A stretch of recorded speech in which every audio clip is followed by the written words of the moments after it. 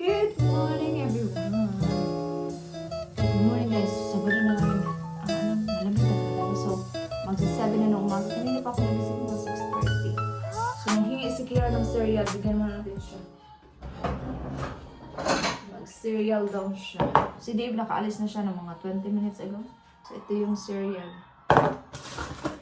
Bigyan muna natin siya.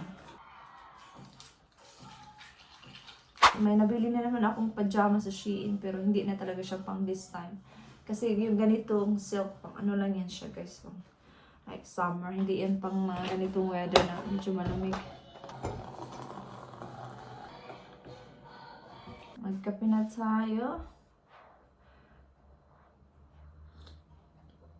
And today may magluluto ako ng adobo kasi bigyan ko yung aking ka-work. Kasi last weekend, last Sabado din nag-work kaming dalawa. Tapos napag-usapan namin kasi yung ano yung dinner mo, gano'n. Tapos sabi ko, mag-take away, gano'n. Tapos sabi niya, I like take away. Tapos hanggang sa napag-usapan namin yung food sa Philippines, sabi ko, because we're working together next week, I'm gonna cook some for you. So yeah, lulutuan ko siya ng adobo. Kunti lang naman, lagay ko siya naman dito. Lagyan ko din siya ng rice para just in case mag-lunch siya mamaya. Kung gusto niya kainin ito for lunch, then kakain niya. And kahapon din kasi guys, nag-work ako, di ba? Nasabi ko na. Nag-work ako ng 10 to 2 kahapon. Tapos may sinabi sa akin yung aking manager, pinto ko sa iyo mamaya, i-put away ko lang muna to. Yeah,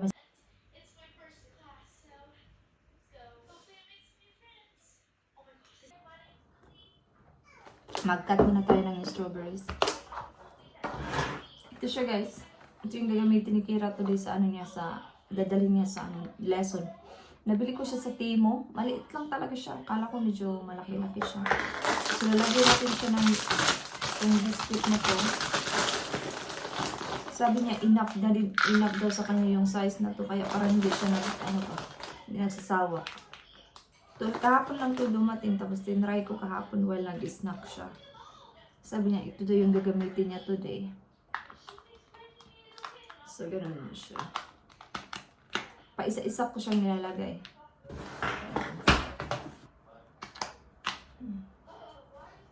Tapos na daw siya. Yeah, in a minute, Bob. So, mahingi. Pardon? Yep.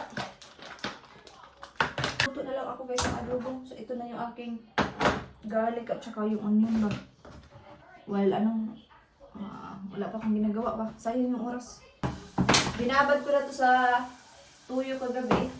Ilagyan ko lang paminta. Para medyo malasa din yung yung meat.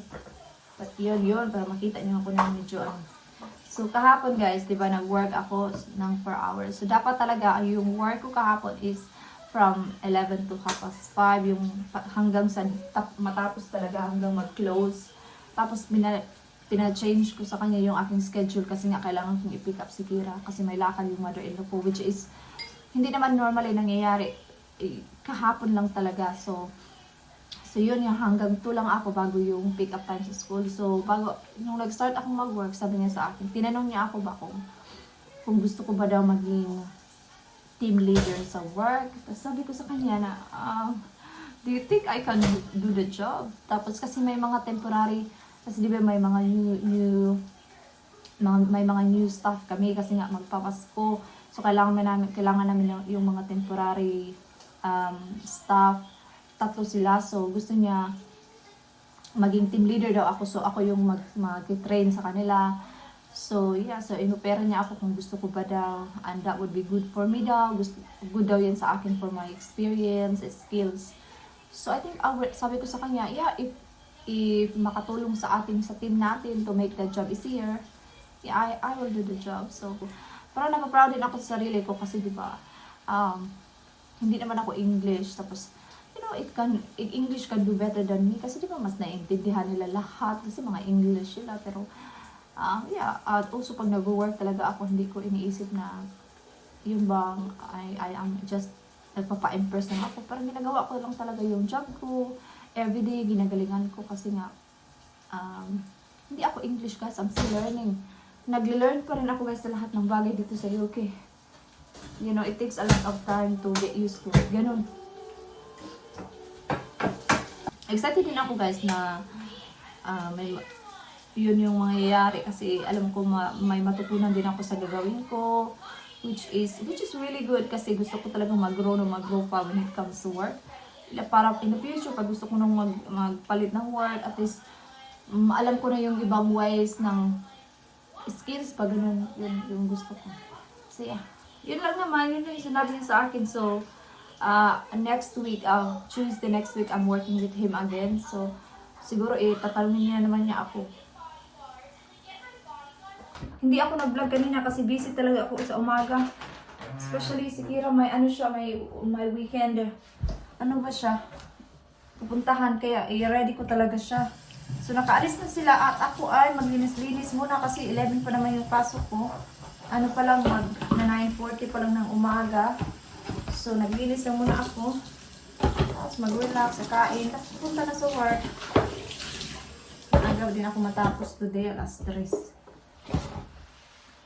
So maglinis na muna ako mga ka-wonder ha.